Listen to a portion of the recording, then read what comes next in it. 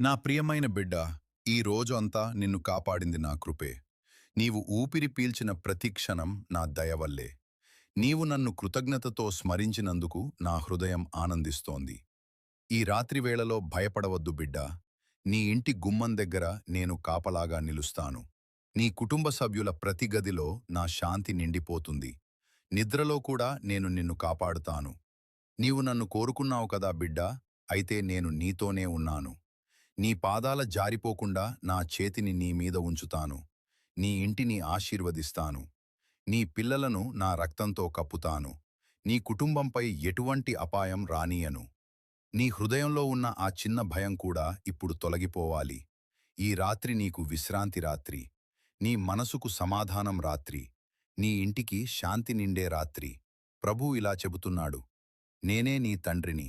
నిన్ను కరిచి కాపాడేది నేనే. నీ కుటుంబ